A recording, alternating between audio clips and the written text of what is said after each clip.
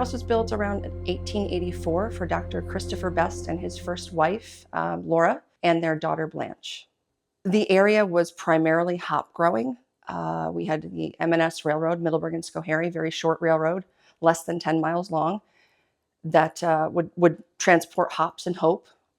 Dr. Christopher Best, moving to this community or staying in this community, was one of those pivotal people who, had they not come to the area, you have to wonder if the technology wouldn't have been as aggressive as it was. He was the president of the telephone company, the very first president. He was involved in getting electrical to the area. He loved electricity with his medical practice also. You name it, the man was involved in it. Very, very influential family on top of that, and very well loved throughout.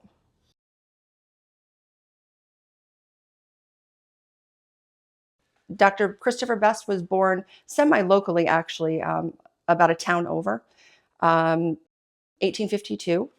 And then this house was built in 1884, where he began his official practice and, again, hung his shingle outside, moving his small family into this house. He was actually a very thoughtful individual. A lot of thought went into planning how the layout of the house is going to work, because they wanted to be able to live on one side of the home and have privacy, and still have their medical practice here. So that we have the pocket doors and lots of ways around in the house, which contributes to a lot of the movement that I think that we have here. Just a very social family. Initially, Dr. Christopher Best moved in here with his then wife, Laura, and their daughter, Blanche. Laura having passed away at the age of 32, he remarried a woman named Ursula. They had 3 children. Those children were Leonard, James Leonard Best, they called him Lenny; Emma Best, who lived in the house until her dying day pretty much; and then Duncan, who actually took over the practice for his father when his father passed away in 1934. The house was used throughout the entire time from the 1884 to 1991, but as Dr. Duncan Best aged, he lived elsewhere. His wife had passed away, Winifred. He would still come back to the community, though, and go on house calls to see his patients, because your physician in those days was a very different role than it is now. A physician then was part of your family. They knew your family history. They knew your medical history.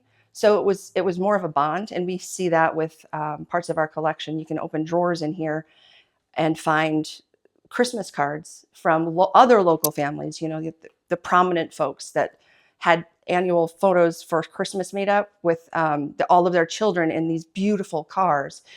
But it just goes to show you your relationship with your doctor. I've never sent a Christmas card to my physician. Just so to see an entire drawer full of cards, that just shows how dear he was to the people in the community, and Duncan as well. Okay, Laura Best was Christopher's first wife, Laura Scott Best. She passed away at the age of 32. A lot of the information that we have for her life is through newspaper articles. And newspaper articles, even in that day, were very, very different. They were somber. They were very personal. They knew that Laura had a condition, diabetes. Dr. Christopher Best loved her dearly, desperately searched for a cure for her. And we can actually prove that because of all of the different paraphernalia that we have in the apothecary. They knew she was going to pass away young. They just didn't expect her to pass away that young. She died in December after Christmas shopping. She had come home not feeling well, and she passed away in the home at the age of 32, leaving her little girl. Dr. Best had an interesting bookend to his life. His very first patient that he saw was a local jeweler and watchmaker, Mr. Stevenson. He had a storefront downtown in the village. He actually was the last patient that he saw before his death, which is just an interesting turn of events for him, I think. Dr. Best had a brain aneurysm.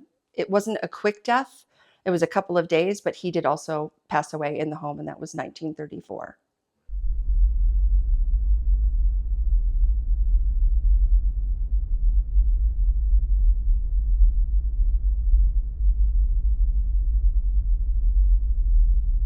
After Laura's death, there were a few years that Christopher was a bachelor, I suppose, a widower. He married Ursula Best around 1894, which is when they had their first son in 1896. Their first son's name was Lenny, James Leonard Best, named after his two grandfathers. Lenny had an unfortunate demise. The story goes that he passed away from undulant fever. This is more of a wasting disorder. It's rumored that he drank unpasteurized milk, which probably the whole family drank, but he was 6 years old, so his body could not fight that bacteria. It was a very slow and painful death. He was cared for lovingly, I'm sure, by his father, the physician, and by his mother. We believe he passed away upstairs in his bedroom. That's a very somber place up there, just a very heavy, emotional room in the museum. But of the articles that we read about him, because again, in those days, those newspapers are talking about how lovely somebody is and how they are great in school, or this kid has a sweet tooth. He was the joy of the community. It was a terrible tragedy, of course, to lose a child, but he in particular was I think they called him an old soul. The obituary says something like, he was too good to be here and God called him back. Blanche from the first marriage is the only child to have children. The other family members did want children. They were unable to have children. Emma never married. Blanche ended up having quite a few children, and her line is actually still very strong. Her descendants are actually in communication with the museum. They do come out and visit the museum because it looks very different than it did when they were children. A lot of the family members recall that they couldn't walk through the home. They couldn't get into the kitchen because Emma, from the second marriage, the daughter, she was a keeper. And there was just so much stuff everywhere. Very clean keeper, but newspaper articles, hats, which lends itself to becoming a museum, which is a wonderful problem to have. So we're thankful for that. You had Lenny. Lenny was the firstborn of Christopher and Ursula. He passed away in 1901. Emma was born in 1900. That was their second child, third to Christopher. And then along came Duncan a few years later. Duncan was actually delivered in the bedroom upstairs. That's also would have been little Lenny's room. Emma passed away in 1982. That's the last time somebody actually lived on site. Duncan and his wife Winifred lived in the house that's also on the property. It's no longer there, but there was a house on the property. He would still use the medical facilities here, however, but they were very old school. So he, like I said, he continued to make house calls long after many doctors did not. One featured piece that we have is the electrostatic machine. I'm sure you'll see videos of that machine and its generations, how that technology changed. We have the original machine from 1912 that was installed, which is, gosh, the size, it's very large. And then you see how it progresses into the smaller equipment that are also here. That's a beautiful piece. It's actually a piece of art if you really look at it. Uses electricity or generates electricity. It will also generate an X-ray. Some of the other very featured pieces, our friend here, we do not know his name.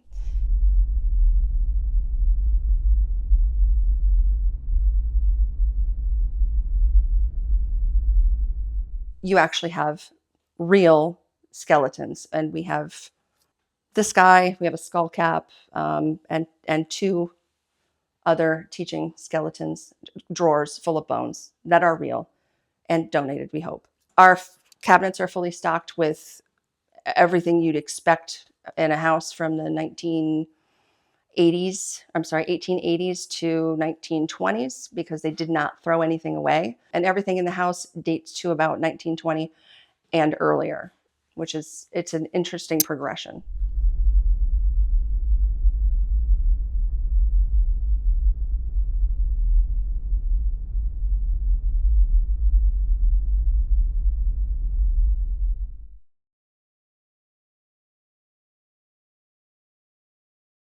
Back in around 2015, I was here doing a Civil War surgeon event, and the museum was absolutely packed with people downstairs. So many people I had to get chairs from upstairs. So I'm using the back staircase. I come down the back staircase, and I'm actually standing right about here when I thought my daughter had come to the program as a surprise. My daughter and I have a very heavy stride. It's very, very heavy and very quick. The program's happening in the front parlor and the middle parlor, and I hear footsteps, very like thud, thud, thud. I hear them come from the upstairs bedroom all the way to the kitchen. Now that's 3 rooms worth of steps. So I'm standing here, and there was another volunteer who also heard it. And I said, is Juliana here? And he's like, I haven't seen her. So I, at this point, hadn't put 2 and 2 together. I go upstairs to find her. Honey, you got to be quiet. Walking through, about halfway through, I realize, oh, she's not there. So that was really my first very clear experience here. We have a haunted house fundraiser that we do every year. I'm a Halloween fanatic. I had an idea to put something on our side porch. The way that we enter the museum is from the back kitchen door. I had walked through with my my prop, put it on the side porch. I'm in the house by myself. I forgot the light. So I walk back out to my car, I grab the light, and I'm walking back in, not thinking about anything, not talking to anybody, and I'm completely by myself. I get to the middle parlor, and I hear what clear as day sounds like somebody in a wooden chair on a wooden floor upstairs scooch the chair back like they're getting up from a desk. I took that as my sign to leave, which I did. Oh, we got a photo bomber. So photogenic. Of course. This is just a few weeks ago. I was painting the side porch, had my music on, decided I was going to paint a little patch in the middle parlor, just to see how it was going to look. Very innocent. I had my back to the room. As I'm sitting there with just painting this urethane, I saw a shadow, like somebody had walked behind me. Now, again, we have an alarm system. If somebody comes in the door, it will beep 100%, and you can hear it. It's 2 rooms away. So I see this shadow pass over me, and I'm, Bobbi, come on, you're an adult. Take a breath. You're fine. Not 30 seconds later, the door from the kitchen slammed shut. Now the door was already shut. The door makes a very specific sound because the glass is old, the glazing is old. And I know it was that door. And which point I left. So threw the paint in the buckets and just ran. It's when I'm comfortable here that they do that. You know what I mean? Like I'm not expecting it.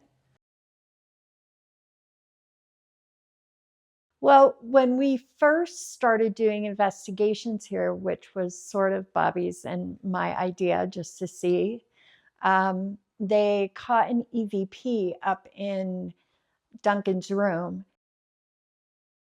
And it sounded like a young boy saying, "Dad, Dad," and it was very loud.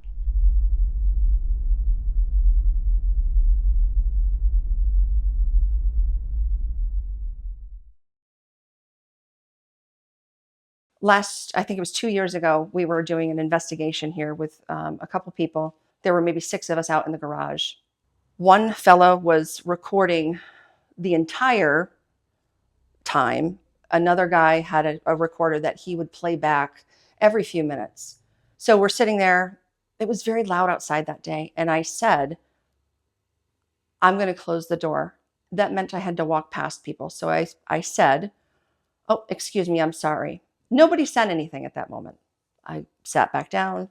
The gentleman who had recorded the event, when he played it back, when I said, excuse me, I'm sorry, a voice at the same volume as mine said, no, you're not.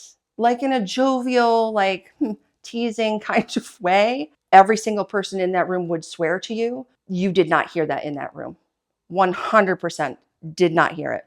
But it is absolutely clear as day. During COVID, the library and the museum were closed to outside people. And the director at the time, something had been left at the library for her.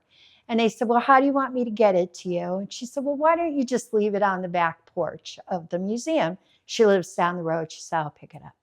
So I said, okay. And I came over. It was the middle of the day. And I saw that the kitchen light was on. And I knew that she had been here during the week. And I was like, okay, I'll just go in and turn the light off. And I came in and I hear people upstairs talking. And I hear something move across the floor. It sounded to me like a box or a chair or something. We're always very careful. We try to announce ourselves when we come in because we don't want to scare each other. So I was like, hey, it's me, and I'm walking, and I walked through the doctor's office. I got to the bottom of the stairs, and I thought it was our volunteer, Andrea, who lives close and very often would walk over because I didn't see a car. And I go, hey, Andrea, it's me.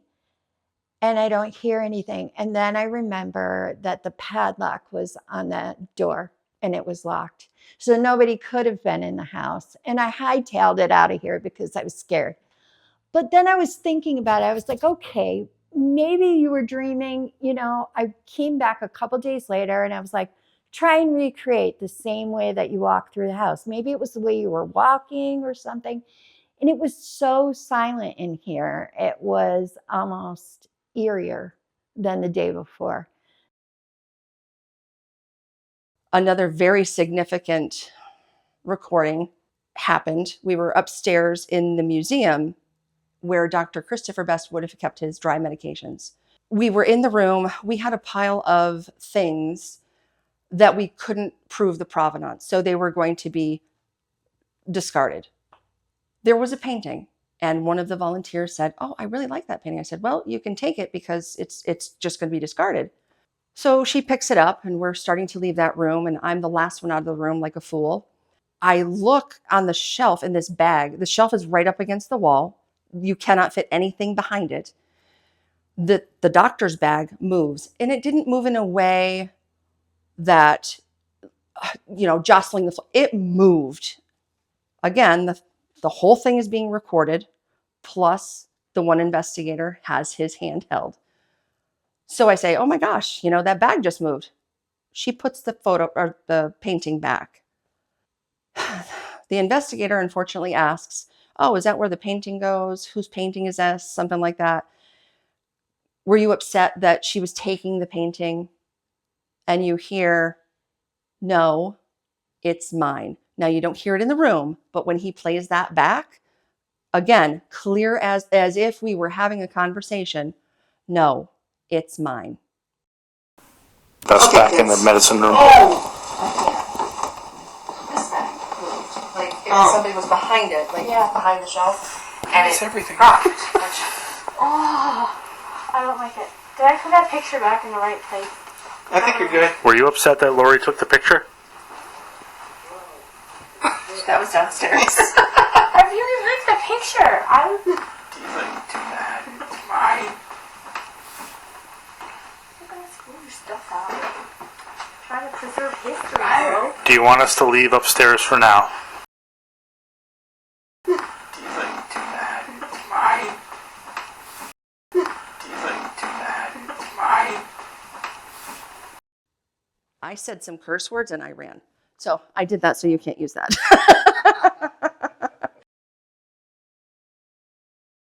So we had a contractor here working on one of our plaster ceilings fell down. So he was working on fixing that. And our volunteer, Andrea, was here in the house with him. And he was all done. He was packing up all his things and he came to say goodbye to her. And he said, oh, by the way, there's a guy in the doctor's office. And there was nobody here.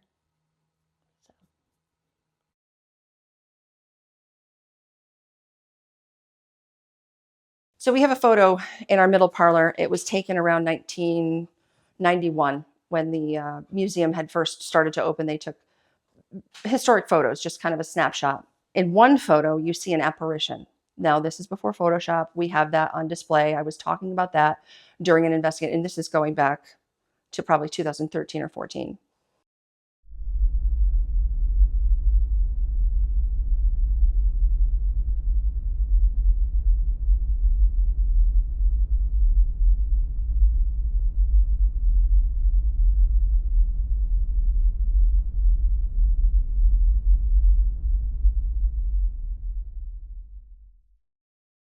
We were in the middle parlor. It was about 11 p.m. The investigator says, "Hey guys, wouldn't it be fun to turn off all of the lights and have the phonograph play?" As the phonograph is playing, the only way I can explain it is if it had been levitated or picked up maybe 3 inches off the floor and dropped. Now, everybody heard it. The record didn't skip, but I'm telling you that there was nobody else anywhere near it. I wasn't touching it, but it was the most terrifying experience that I think I've had here. It just was so loud, and how the record didn't skip made no sense. And these things all happen, and I have witnesses.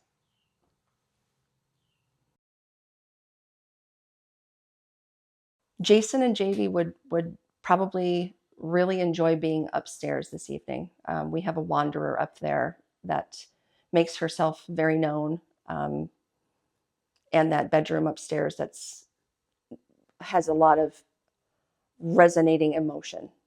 They have always been very productive. So if you're looking for an experience, that's where you'd like to be, or near me.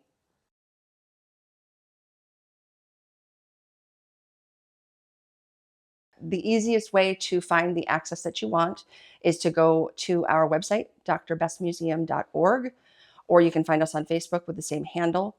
We schedule tours all year long by appointment. It's by donation. And when I say by donation, we don't have money. But this family was so committed to the community with their philanthropic work. They donated this house to the community. They donated money to upkeep the property as long as that money would last.